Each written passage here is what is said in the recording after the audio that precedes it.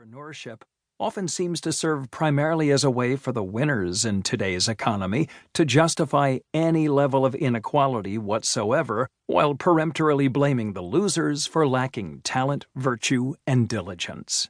In previous inequality regimes, the poor were not blamed for their own poverty, or at any rate not to the same extent. Earlier justificatory narratives stressed instead the functional complementarity of different social groups. Modern inequality also exhibits a range of discriminatory practices based on status, race, and religion, practices pursued with a violence that the meritocratic fairy tale utterly fails to acknowledge. In these respects, modern society can be as brutal as the pre-modern societies from which it likes to distinguish itself. Consider, for example, the discrimination faced by the homeless, immigrants, and people of color. Think, too, of the many migrants who have drowned while trying to cross the Mediterranean. Without a credible new universalistic and egalitarian narrative, it is all too likely that the challenges of rising inequality, immigration, and climate change will precipitate a retreat into identitarian nationalist politics based on fears of a great replacement of one population by another. We saw this in Europe in the first half of the 20th century, and it seems to be happening again in various parts of the world in the first decades of the 21st century.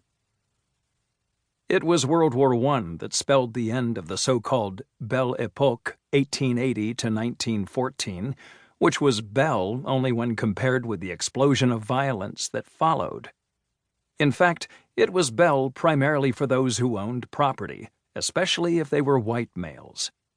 If we do not radically transform the present economic system to make it less inegalitarian, more equitable, and more sustainable, xenophobic populism could well triumph at the ballot box and initiate changes that will destroy the global, hyper-capitalist digital economy that has dominated the world since 1990. To avoid this danger, historical understanding remains our best tool. Every human society needs to justify its inequalities, and every justification contains its share of truth and exaggeration, boldness and cowardice, idealism and self-interest. For the purposes of this book, an inequality regime will be defined as a set of discourses and institutional arrangements intended to justify and structure the economic, social, and political inequalities of a given society. Every such regime has its weaknesses. In order to survive, it must permanently redefine itself, often by way of violent conflict, but also by availing itself of shared experience and knowledge. The subject of this book is the history and evolution of inequality regimes.